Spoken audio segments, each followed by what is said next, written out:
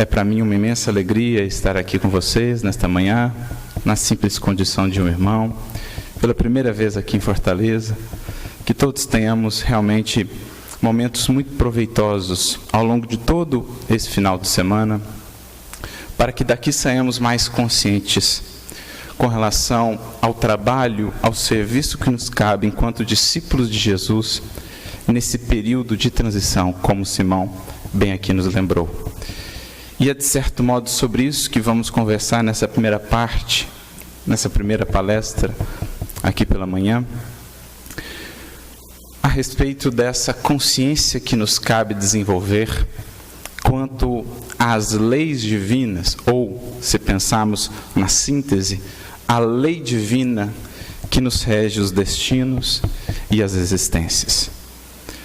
Na terceira parte do Livro dos Espíritos, ou no terceiro livro, como queiram, Kardec e os Espíritos vão tratar justamente da lei divina, ou das leis morais.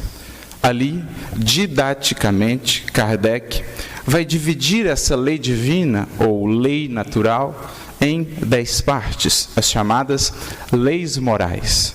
Mas, em síntese, é uma lei só, é um todo. Pensemos, um diamante com múltiplas faces.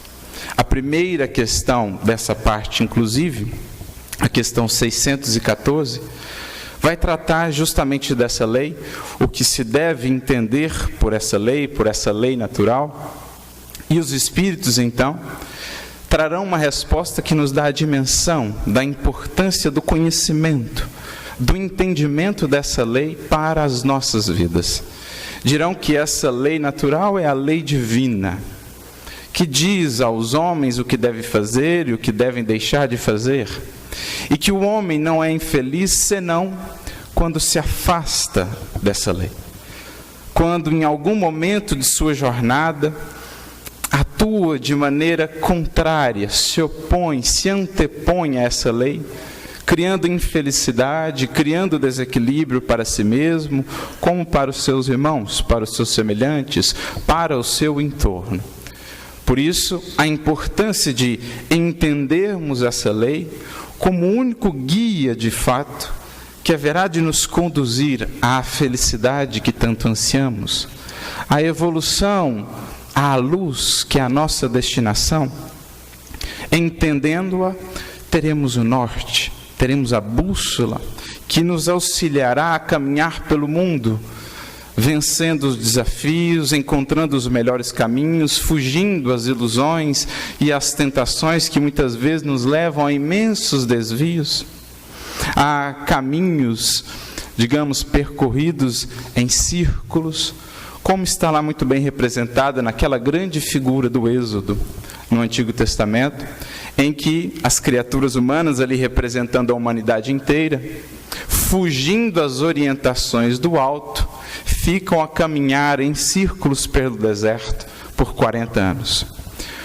Estavam tão próximos da terra da promissão, o convite já lhes havia sido feito, as orientações já haviam sido transmitidas, mas ainda assim se relutavam em adentrar a terra prometida, que não é um lugar, mas um estado de espírito. É o símbolo da criatura humana que fica andando em círculos no deserto de uma vida muito aquém do que pode ser. Uma vida de aflições e de angústias quando a terra da promissão tão perto está. Se de fato se guiar e se orientar pela orientação divina, pela lei divina. É isso que, portanto, buscamos. Deixar, enfim, o êxodo, ou o caminho em círculos por esses desertos da nossa existência, buscando as fontes da água viva que nos espera nessa terra da promissão que está em nós mesmos, na perfeita comunhão e integração com o Criador. É o que está ali representado naquele encontro do Cristo com a mulher samaritana junto ao poço de Jacó, no deserto da Samaria.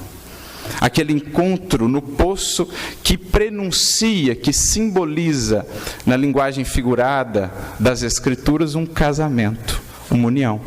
Assim foram vários dos patriarcas, encontraram suas esposas junto a um poço.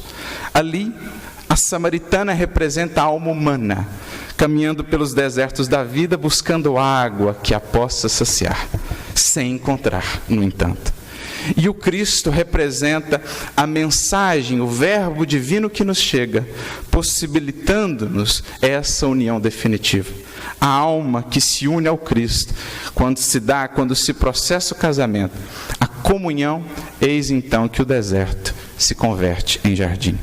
Por isso Jesus inaugura a sua missão pública nas bodas de Caná, como nos dizer que veio realizar o casamento, a união definitiva da criatura com o Criador, da criatura com a lei divina, e por isso ele foi chamado pelo Batista o noivo que vinha enfim visitar a noiva.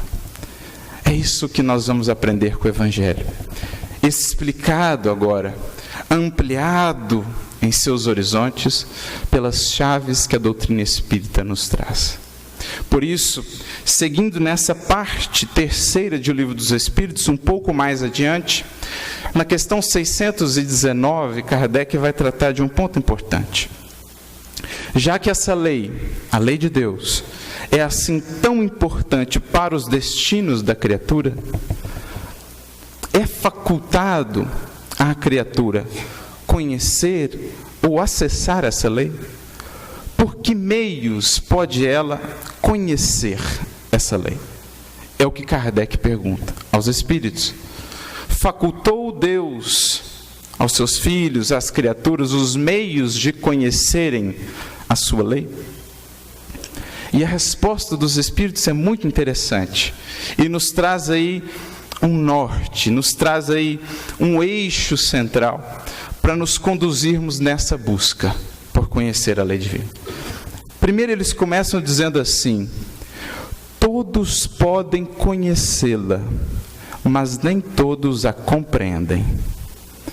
Isso é muito interessante, porque estão a nos dizer implicitamente que conhecer é diferente de compreender. Há uma diferença, há um espaço muito grande entre saber alguma coisa e aquela coisa representar em minha vida uma verdadeira mudança. O que seria talvez mais próximo da ideia de compreensão. Se pensarmos na própria etimologia da palavra, compreender no sentido de prender comigo, algo que eu já trago comigo no sentido de algo que eu já incorporei. Aquele conhecimento chegou, me visitou, foi digerido por mim e se incorporou ao meu ser. Como, por exemplo, no ato da alimentação. Eu recebo o alimento, ingiro o alimento, o pão, faço a digestão e então aquela matéria, outrora pão, passa a fazer parte agora do meu ser, trazendo energia, trazendo força, e se incorpora ao meu ser, nesse caso, ao meu corpo. Transferindo isso para, digamos, a dimensão espiritual, essa é a diferença entre conhecer e compreender. Quando o conhecimento que me visitou, que foi por mim acolhido, agora de fato se prende ao meu ser numa nova maneira de ser. Essa é uma diferença capital, porque muitas vezes é justamente essa a distância que não percorremos. Por isso dirá Kardec, em mais de um momento, quando fala, por exemplo, da fé raciocinada, dessa fé que traz realmente convicção, que é inabalável, que não está sujeita a dúvida, às oscilações, Kardec dirá: não basta ver, é preciso, sobretudo, compreender, para que ela realmente finque raízes, bases sólidas no espírito da criatura. Essa é a primeira distinção que os espíritos trarão nessa resposta. Mas eles prosseguem, dizendo: os homens de bem e aqueles que se decidem por investigá-la são os que melhor a compreendem. Todos, no entanto, a compreenderão um dia, porque é preciso que o progresso se efetue. Então, esse é um determinismo. Toda criatura um dia compreenderá e se integrará perfeitamente às leis do Criador. Será, como dizia Jesus, um com o Pai. Quando essa compreensão for tal que a presença divina irradie-se através de cada ação, de cada gesto e de cada pensamento da criatura. Esse é o nosso determinismo divino. Nas palavras do apóstolo Paulo, no livro dos Espíritos, na questão 1009, gravitar para a unidade divina, eis o fim da humanidade. Olha que lindo isso. Como se o Criador fosse, por analogia, o grande sol da criação, em torno do qual tudo um dia virá a gravitar, em órbitas cada vez mais próximas. Unidade divina, integração com essa lei. Então, todos um dia chegarão lá, mas, pelo aquilo mesmo que os Espíritos disseram, cabe a cada um definir o ritmo dessa jornada. O quanto ele vai trilhar ali de curvas, de desvios, ou o quanto ele vai tornar esse um caminho mais curto, mais reto, o caminho alinhado com a lei divina. Porque a distância entre dois pontos, ou a menor distância entre dois pontos, é sempre uma reta. A reta, ou a retidão, nas Escrituras, no Evangelho, por exemplo, está sempre associada a essa vivência da lei divina, essa harmonização com o Criador, evitando as curvas e os desvios que nos tomam por vezes séculos e que tanto sofrimento nos trazem. É o que vamos ver lá na questão 117 do Livro dos Espíritos, em que eles falam que o Espírito, pelas suas escolhas, pela submissão à lei divina, acelera ou posterga esse processo de evolução. Como vemos na questão 125, um pouco mais adiante, quando os Espíritos dirão que aqueles Espíritos que se rebelam, que voltam-se contra a lei divina, eles um dia chegarão ao mesmo ponto que todos os demais, porque todos os filhos de Deus, todos os seres criados, sem qualquer exceção, haverão de chegar a esse destino, mas o caminho cada um o fará. Esses, os mais rebeldes, dizem os Espíritos, para eles as eternidades serão mais longas. Essa é uma das expressões que eu mais gosto no Livro dos Espíritos. As eternidades serão mais longas. Um jeito talvez mais mineiro, vão fazer mais curva, vão dar mais volta, mas vão chegar no mesmo ponto. Mas nós somos chamados já, com o advento do Evangelho e da doutrina espírita, a uma evolução consciente. Ou seja, não é preciso bater tanta cabeça. Se já temos uma bússola, se já temos um roteiro e um mapa, por que fazer tanta curva se já podemos otimizar a caminhada? Por isso, ao abrir a tarefa pública de Jesus, ao preparar o terreno para o Cristo, o Batista, o precursor, dirá: endireitai os vossos caminhos, tornai retas as suas sendas. O que João Batista está falando? É chegado o momento para a humanidade que, a partir do conhecimento da lei divina, seremos convidados a endireitar esse caminhar. Não é preciso mais, a não ser que o queiramos, fazer tantas voltas. O Cristo, com o caminho que nos revelou, aí está, com a lei divina que expressou em toda a sua vida, veio nos aclarar esses horizontes. E como ele mesmo disse, Jesus, não vim destruir a lei, mas cumpri-la. E é interessante que, se olharmos o verbo grego utilizado por Jesus, é o verbo plerothai, que, traduzido em outra expressão, teria mais o sentido de preencher. Pensemos num copo vazio. O Cristo veio preencher a lei. É como se ele dissesse assim: a lei, o molde, o copo, sempre existiu. Porque a lei, aprendemos no Livro dos Espíritos, é eterna e imutável como o próprio Criador. Mas, na história da Terra, alguém que a preenchesse completamente ainda não havia existido, nem existiu depois. Por isso Jesus diz: eu vim preencher a lei. Eu vim dar vida à lei, para que as criaturas, a partir de então, possam ver como é a lei vivida e aplicada. Para além da teoria, para além do conhecimento, a lei compreendida e vivida, preenchida. Esse é o Cristo. E é isso que somos chamados pelo Evangelho e pela doutrina espírita, a evolução consciente. Conhecer para compreender e chegar ao viver. Alcione dirá em relação ao Evangelho, que é a síntese da lei divina, vivida na vida de Jesus. Alcione dirá no livro Renúncia: o Evangelho é um vasto caminho ascensional, a cujo fim não chegaremos legitimamente sem o conhecimento e aplicação de todos os detalhes. O Evangelho, acrescenta ela, precisa ser conhecido, meditado, sentido e vivido. Eis o ciclo que se fecha. Do conhecimento, passando pela compreensão, culminando na aplicação. Isto é evolução consciente. É a isso que somos chamados.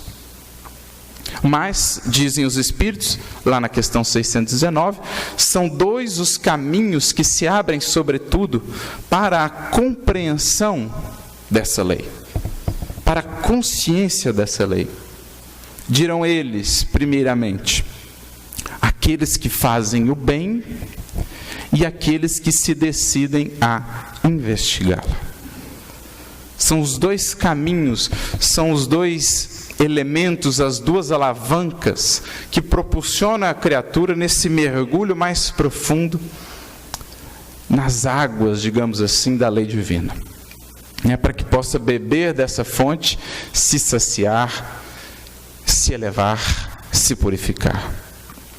Mas na questão seguinte, eles trazem um outro aspecto que vai nos auxiliar a entender melhor quais são esses dois elementos que os Espíritos nos apresentaram: o fazer o bem e o decidir-se a investigá-la. Na questão 620, os Espíritos, a partir da seguinte pergunta de Kardec pergunta: antes de se unir ao corpo, ou antes de encarnar, a criatura entende melhor ou compreende melhor a lei de Deus do que quando unida ao corpo? E os Espíritos então responderão: segundo o seu grau de perfeição, segundo o seu grau de depuração, e guardam essa intuição quando unidas ao corpo. Então aqui eles já estão nos trazendo um elemento importante para a gente entender melhor qual é essa nossa caminhada para compreender a lei.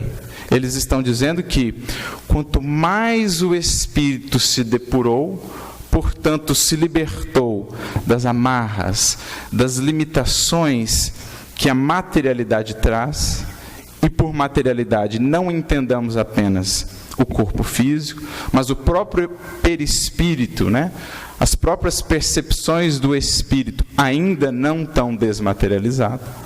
Eles estão dizendo que quanto mais ele se depura, mais ele amplia a sua capacidade de percepção da lei divina. E conserva uma intuição mais clara dessa lei, mesmo quando encarnado. Então, quanto mais o espírito sobrepuja a matéria no ser, seja no corpo ou fora dele, mais ele amplia os seus horizontes de percepção.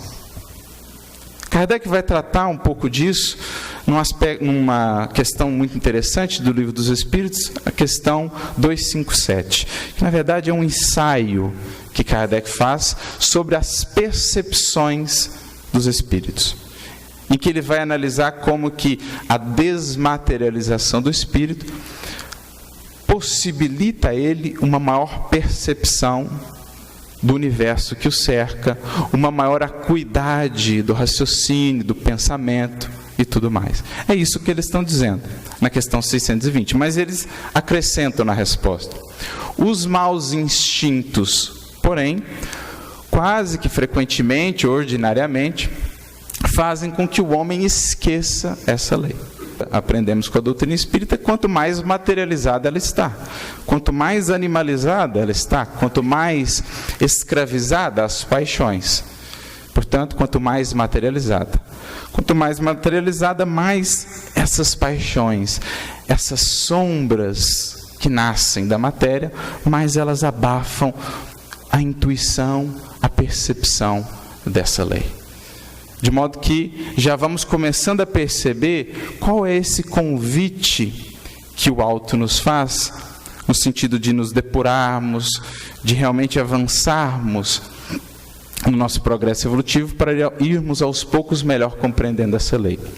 O que nos remonta lá ao início do Livro dos Espíritos, questões similares que trazem outros pontos a acrescentar essa resposta das 620.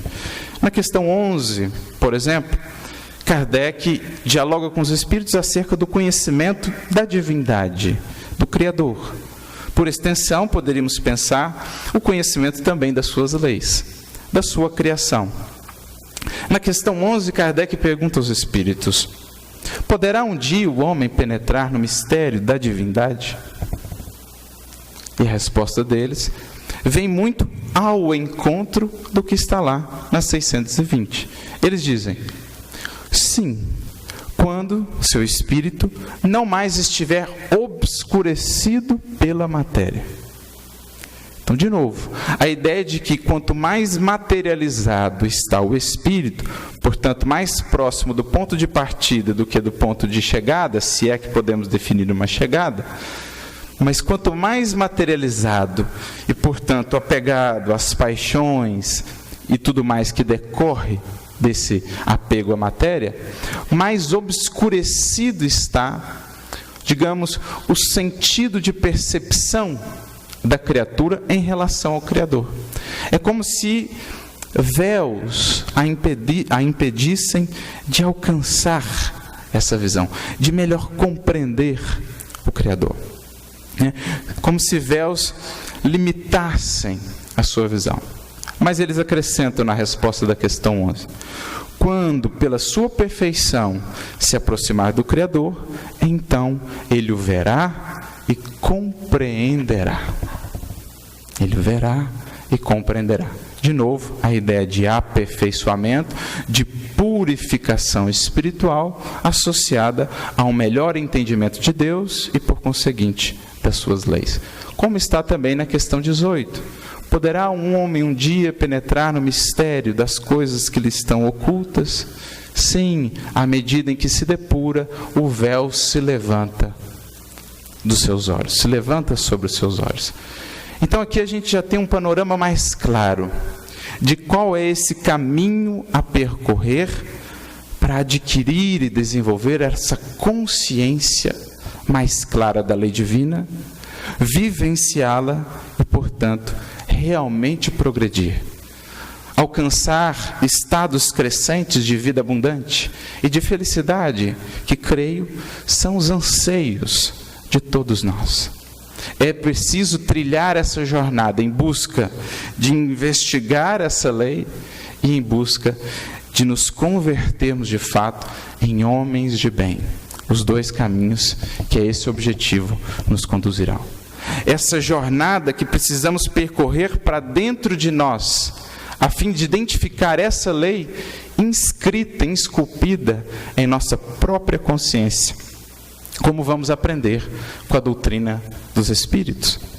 Vencer esses véus em busca de alcançar uma visão mais clara do Criador e das suas leis. Aliás, nesse sentido, é interessante lembrarmos como é pedagógica a própria revelação divina. Se pensarmos, por exemplo, no Templo de Jerusalém, para além do aspecto da forma, daquela grandiosidade que o Simão aqui lembrou, as colunas e tudo mais, podemos pensar no sentido pedagógico do que ali estava, numa época em que a consciência humana, digamos, de um modo geral, ainda estava muito distante de uma compreensão mais profunda do Criador e das suas leis, algo que Jesus veio renovar profundamente, espiritualizando muitas daquelas práticas, convertendo aquele templo material num templo espiritual. Não sobrará pedra sobre pedra, edificarei um novo templo em 3 dias. Fazendo uma referência à ressurreição, dizendo que, na verdade, o templo maior da criatura é o seu próprio espírito. Jesus, que veio, digamos, espiritualizar a ideia de sacrifício, não se concebia naquela época do tempo uma relação com Deus que não passasse pelas ofertas, os sacrifícios oferecidos no templo, sacrifícios de animais. Jesus vem nos ensinar que, na verdade, o sacrifício a ser operado no templo do nosso espírito é o sacrifício da nossa animalidade, que precisa ceder espaço à espiritualidade. Então a animalidade, o egoísmo, as paixões que ainda vigoram em nós é que precisam ser sacrificadas. Por isso ele dirá: se entendesseis o que foi dito, misericórdia quero, e não sacrifícios ou ofertas. A palavra ali, sacrifício, faz referência direta às ofertas que eram feitas no templo. O que Jesus está falando com isso? Misericórdia quero, e não ofertas. Não o gesto, o ato material, o sacrifício material, mas o sacrifício íntimo da animalidade. Porque para exercer a misericórdia, eu preciso sacrificar algumas coisas dentro de mim. A ânsia de julgar, a ânsia de criticar, o egoísmo e o orgulho ferozes que são a animalidade. E para exercer a misericórdia é preciso sacrificar dentro, no coração. Porque o que é misericórdia? Misericórdia é córdia, coração, miséria, coração na miséria alheia, misericórdia. Na definição de Guimarães Rosa, colocar o coração na miséria alheia. Compaixão, compreensão, amorosidade, mão estendida, olhar compreensivo. Isso é ser misericordioso, mas para sê-lo é preciso algo sacrificar em nós, que insiste em viver em nosso interior.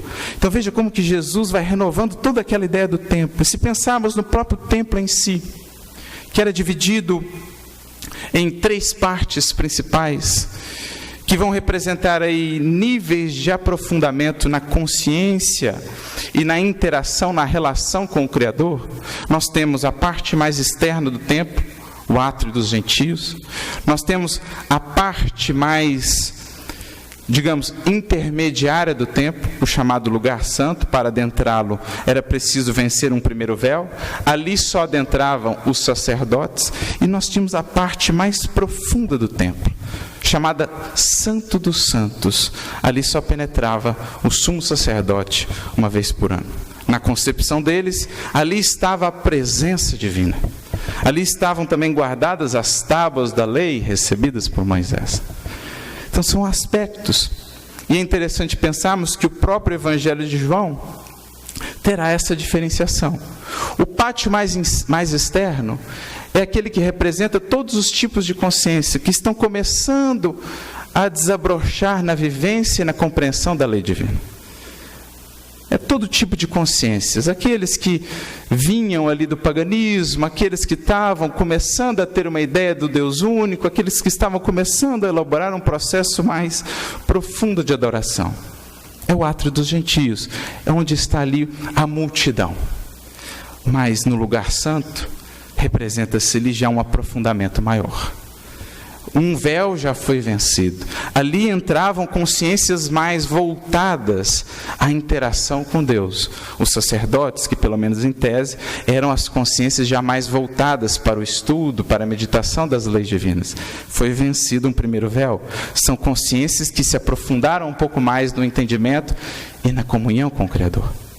Mas no último véu, só o sumo sacerdote, que em tese representaria aquele ser que já penetrou tão fundo na consciência das leis divinas, na vivência dessas leis, que já interage propriamente com o próprio Criador.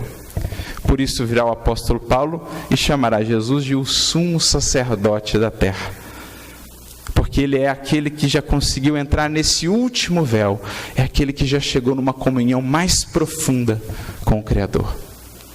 O Evangelho de João, como ele é dividido, a primeira parte do Evangelho de João, até o capítulo 12, é Jesus convivendo com todos.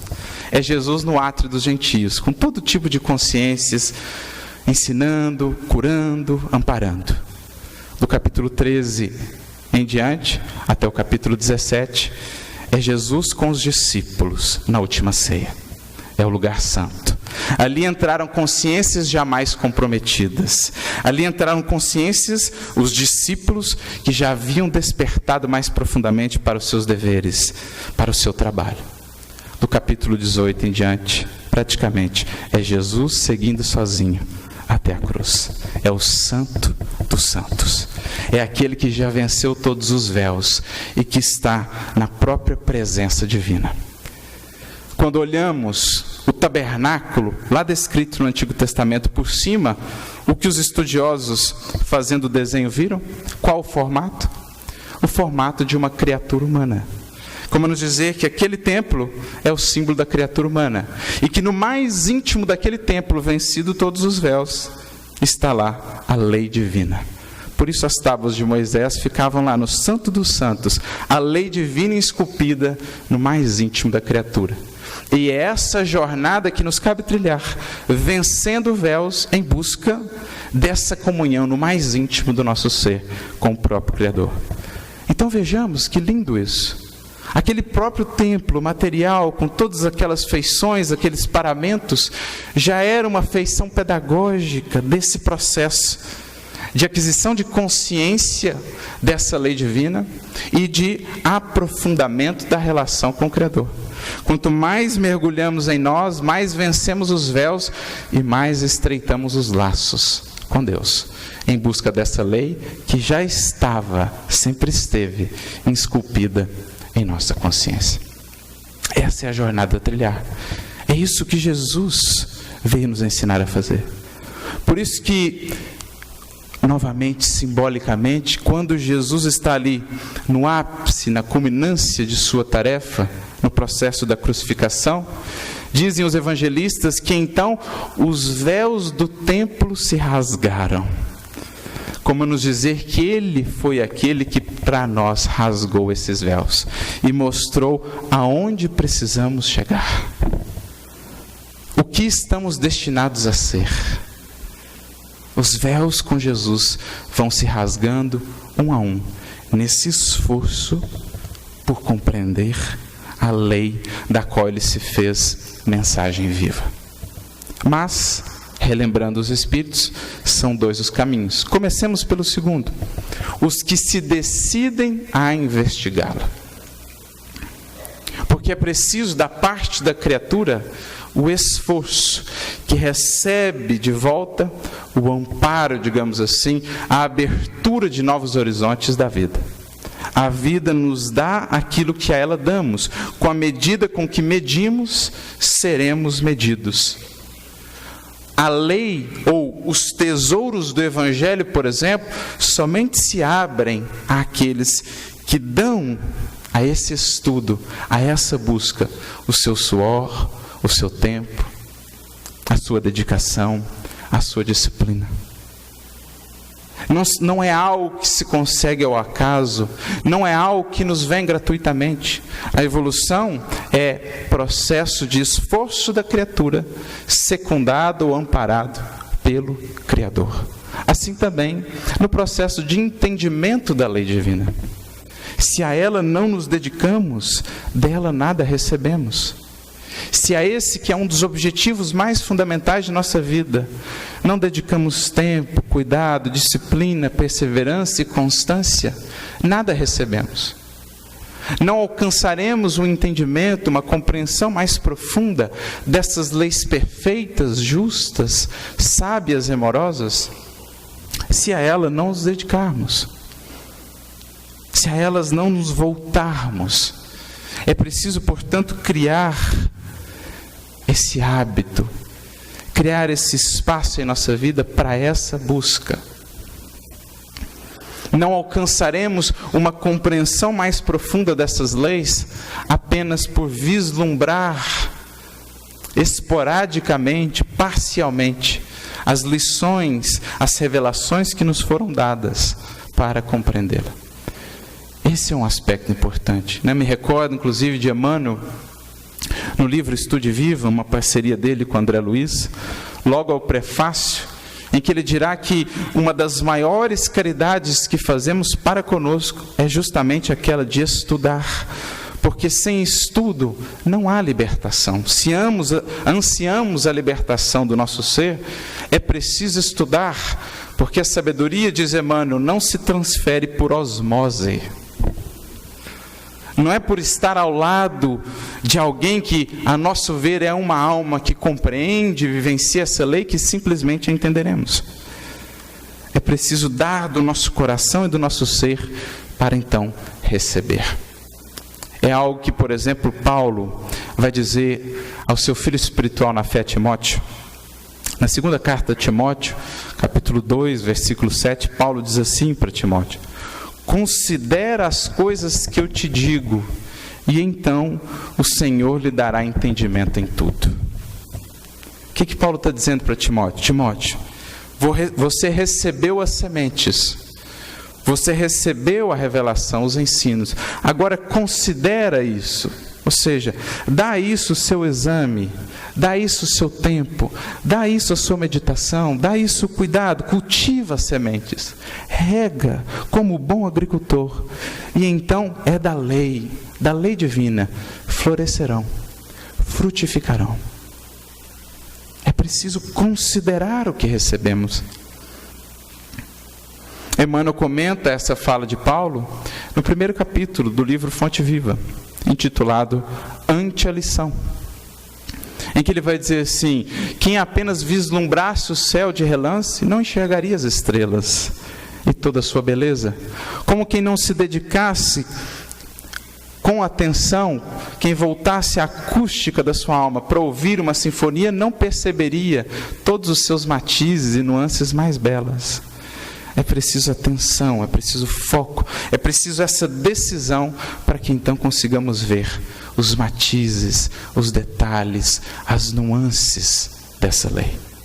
Aquele que estuda, aquele que busca a verdade, vai se libertando, já dizia Jesus, das interpretações mais rasas, das visões mais estreitas, e vai alargando os seus horizontes. É preciso, portanto, abrir, renovar o nosso entendimento. Isso não fazemos senão buscando o aporte da água nova a renovar a água velha do vaso de nossa mente. Diria Paulo em outro momento, na sua carta aos Romanos, capítulo 12: e vos renoveis em vosso entendimento, para que então compreendais, possais compreender a boa, a perfeita e a santa vontade de Deus. Esse é o primeiro aspecto.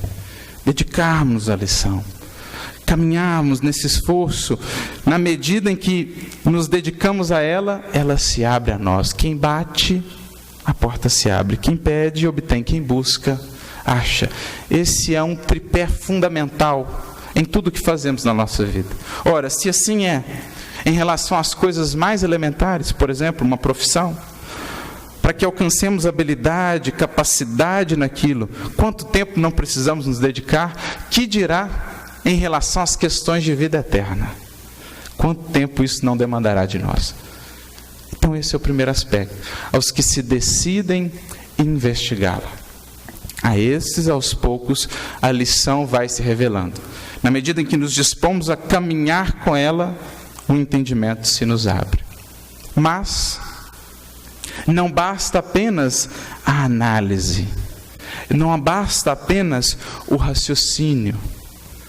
Percebíamos nas lições que trouxemos antes do Livro dos Espíritos que é preciso algo mais, é preciso, para ampliar a nossa capacidade perceptiva, descolarmos um pouco do material. O espírito precisa sobrepujar a matéria, a razão precisa se esclarecer, se iluminar, a fim de que a fé realmente possa raciocinar com clareza.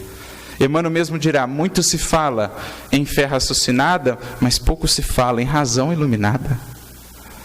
Para que a fé seja realmente raciocinada, não num raciocínio rasteiro, porque para raciocínios rasteiros nós temos aí séculos de construção teológica, muitas vezes em torno do cristianismo, com sofismas, tentando explicar e justificar o inexplicável, porque a razão não estava iluminada, o espírito não estava desprendido da matéria ou da materialidade. É preciso, portanto, mais do que apenas investigar ou raciocinar, é preciso iluminar o nosso entendimento. E não há outro caminho para isso senão o caminho da virtude.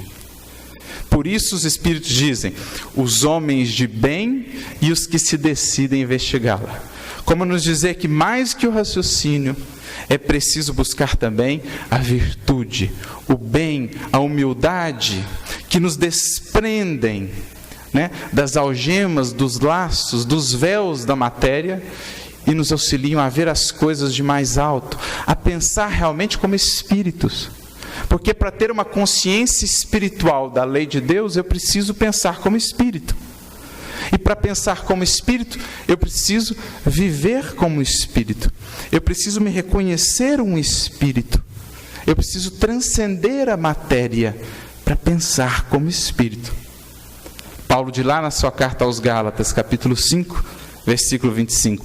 Se vivemos em espírito, andemos também em espírito. Então, se o conhecimento espiritual nos visita, apliquemos isso para que então andemos e os nossos horizontes se abram, enxerguemos, vislumbremos o mundo da vida como espíritos, para compreender a lei de Deus em sua profundidade, a sua perfeição, os mecanismos da criação, só mesmo pensando como espíritos. Porque do horizonte rasteiro, do terra a terra, do apego à materialidade, pouco ou nada compreendemos. São tantos contrastes, tantas sombras, tantas dores, são tantas expressões ainda que nos chocam. São tantas coisas que aos nossos olhos, se vislumbrarmos apenas da perspectiva da matéria, nos parecem grandes e tremendas injustiças, sem razão, sem sentido. Mas à medida que o ser transcende a matéria, muda o seu ponto de vista, como dirá Kardec, as coisas se explicam. O que no vale não fazia sentido, aquele que sobe ao monte da espiritualidade, ele vê mais longe, ele vê o conjunto e percebe que os pontos desconexos, antes não vislumbrados, agora se conectam todos. É preciso pensar como espírito. Porque para entender as vidas daqueles que viveram a lei divina mais profundamente, só mesmo enxergando essas vidas em espírito. Quem olhe para a vida de um Chico Xavier do ponto de vista material não vai ver senão loucura, senão tolice. Suportar tantas lutas, tantos ataques, tantas calúnias, não oferir recurso ou lucro nenhum de tudo que fez. Nunca reclamar, nunca revidar o mal com o mal. A quem olhe a vida apenas do ponto de vista material, não verá ali senão loucura. Quem olha para uma vida de Paulo, para uma vida de Abigail, para uma vida de Pedro, e de todos esses que para nós foram luzes a irradiar essa lei divina, não há sentido. Por quê? Esquecer um pouco de mim para pensar no outro? Por que abrir mão do meu capricho, do meu interesse para pensar no interesse dos outros? Por que muitas vezes passar por tantos sofrimentos pelo bem dos outros e ainda suportar a ingratidão? Não faz sentido para quem enxergue a vida apenas como corpo. Quem, no entanto, se projeta em pensamento, a visão espiritual, tudo se esclarece, tudo se explica. Porque na vivência do bem, na vivência da virtude que nos traz humildade, vamos percebendo outros detalhes dessa lei que antes, materializados, enceguecidos, obscurecidos pela matéria, não percebíamos. Por isso, muitas vezes, vamos ver aquele contraste em que indivíduos com um alto gabarito, um alto conhecimento das leis da matéria, cientistas, filósofos, diante das leis divinas, estão ainda muitas vezes no beabá.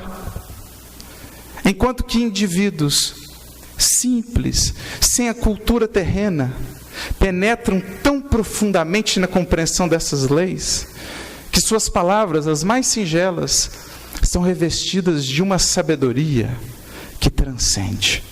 É o que Jesus diria no Evangelho: Mateus 11:25. Glória te dou, meu Pai, que ocultaste estas coisas aos sábios e aos entendidos e as revelaste aos pequeninos. Porque no coração dos pequeninos vibra a humildade, vibra o bem, a caridade que os descola da materialidade e então vem mais fundo, vem mais longe.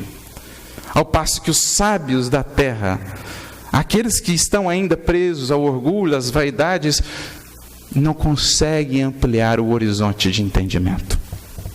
Estão ainda no vale, muito presos a um horizonte estreito, enquanto que aqueles outros subiram pelas virtudes a horizontes mais vastos, mais abrangentes.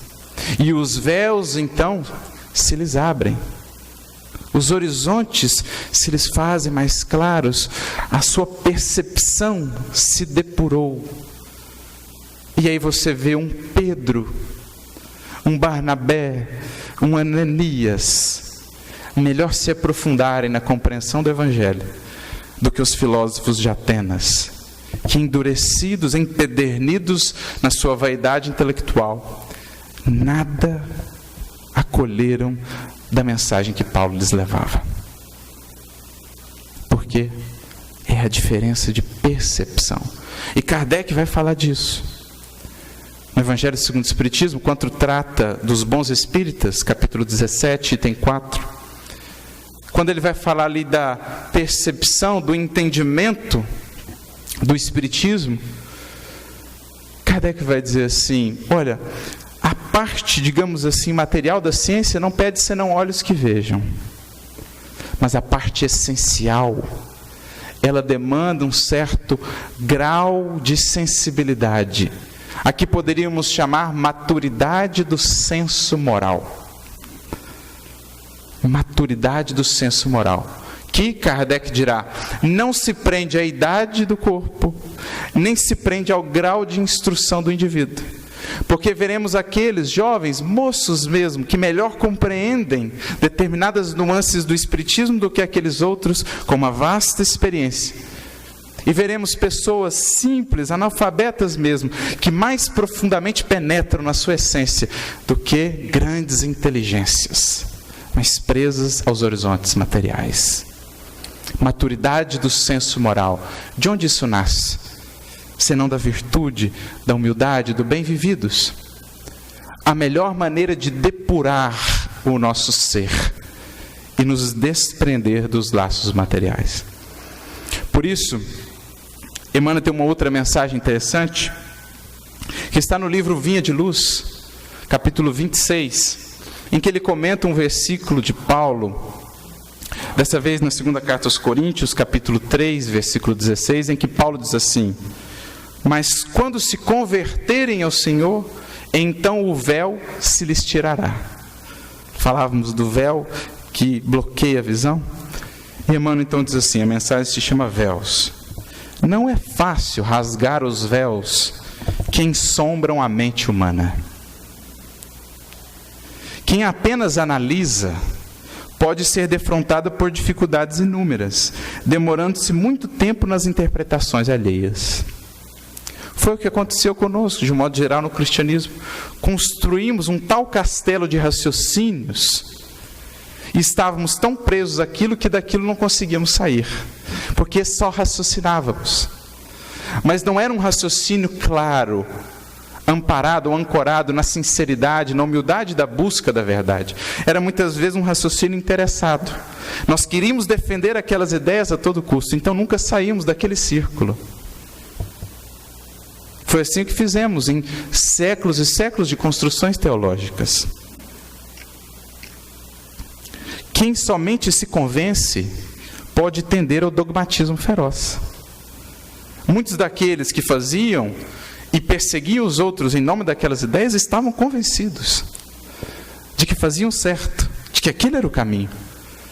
Porque não aliavam aquele convencimento, a humildade, a amorosidade que os faria ver que aquela perseguição era absolutamente inapropriada, inadequada. É o que acontecia com Paulo. Saulo, à época, estava convencido, mas como lhe faltava ainda ao coração humildade, Ele não percebia a impropriedade do que fazia. Torturava e matava em nome das ideias divinas que defendia. Então, quem apenas se convence pode tender ao dogmatismo feroz, ao fanatismo. Muitos cientistas e filósofos, escritores e pregadores assemelham-se aos pássaros de bela plumagem, condenados a baixo voo em cipoais extensos. Então, estão dentro de um cipoal. Vigorosas inteligências, temporariamente frustradas por véus espessos, estão sempre ameaçadas de surpresas dolorosas por não se afeiçoarem realmente às verdades que elas mesmas admitem e ensinam. Exportadores de teorias olvidam os tesouros da prática. Então, não só investigar, mas vivenciar. E daí as dúvidas e negações que por vezes desassaltam o entendimento. Esperam o bem que não semearam e exigem patrimônios que não construíram, por descuidados de si próprios. Conseguem teorizar valorosamente. Então, a investigação, a teoria, o raciocínio aquilatado. Aconselhar com êxito, mas nos grandes momentos da vida sentem-se perplexos, confundidos, desalentados. É que lhes falta a verdadeira transformação para o bem com Cristo, e para que sintam efetivamente a vida eterna com o Senhor, é indispensável se convertam ao serviço da redenção. Por isso trabalham os Espíritos conjuntamente. A fé raciocinada, a fé inabalável, mas também fora da caridade não há salvação. Uma apurando o senso moral, a maturidade do senso moral, outra alargando os horizontes do raciocínio. Eis como nos encaminhamos a essa compreensão espiritual, pensando como espíritos da lei divina. Somente quando chegam a semelhante cume espiritual é que se libertam dos véus pesados que lhes obscurecem o coração e o entendimento, atingindo as esferas superiores em voos sublimes para a divindade. Eis então que os véus se rasgam, se rompem, quando fazemos esse movimento, aliando o raciocínio, a dedicação, a investigação a um coração depurado e liberto das paixões. Eis então que passamos de fato a pensar, embora encarnados, pensar como espíritos, transcendendo, vendo mais além, vendo onde antes nada víamos, a presença da lei divina. Códigos, aspectos dessa lei antes não compreendidos. Vamos vendo o amor e a misericórdia que existem por trás de tudo que há, regendo a todos os destinos. Eu me lembro inclusive aqui de um caso que ilustra bem esse pensar como espírito e como podemos ver além, essa lei operando mesmo onde antes julgávamos não estar. Me recordo de um grande amigo, Ismael Batista, já desencarnado, lá de Guaxupé, com quem muito aprendi. Certa vez ele me contava um caso de uma mãe, um caso de uma criancinha, ainda tenra, menos de 1 ano de idade, havia nascido com um problema muito grave em seu coração, uma enfermidade congênita, estava internada. Ismael Batista foi lá prestar auxílio a essa mãe, e ele então recebe a visita espiritual do Dr. Bezerra de Menezes, que lhe diz: avisasse aquela mãe que de fato aquela criancinha, aquele bebê, haveria de desencarnar. Então, se olharmos para a situação no primeiro momento, como perceber a lei divina ali? Um ser tão pequenino, que não pode nem sequer experienciar mais do que um ano de vida. Como perceber essa lei? Mas eis que surge-nos a doutrina espírita, o Evangelho, aclarando-nos horizontes, falando-nos ao coração. Dr. Bezerra então diz àquela mãe que ali estava o caso de um irmão que, em encarnação pregressa, havia dado fim à própria vida, atirando em seu coração. Naturalmente, aquele ato havia lesado perispiritualmente, e aquela lesão agora se imprimia naquele corpinho tenro, gerando aquela malformação congênita do coração. Bezerra diz então àquela mãe, através do amigo, que a criança de fato haveria de desencarnar. Era ali um processo de depuração, um primeiro passo para a cura, em que o corpo absorvia o adoecimento ali do perispírito, mas que tivesse ela esperança, confiasse, esperasse, porque aquela mesma criança voltaria mais tarde, em uma outra ocasião, aos seus braços. E de fato, o que foi dito se deu, o jovem bebê desencarna, passado um tempo, ela engravida novamente. Uma criança que trazia um certo probleminha no coração, mas dessa vez não prejudicial, que nasce, cresce, chega na adolescência a se converter num esportista. Aquela mãe então teve a certeza, abraçava de volta, junto aos braços e ao coração, aquele mesmo filho que outrora havia recebido.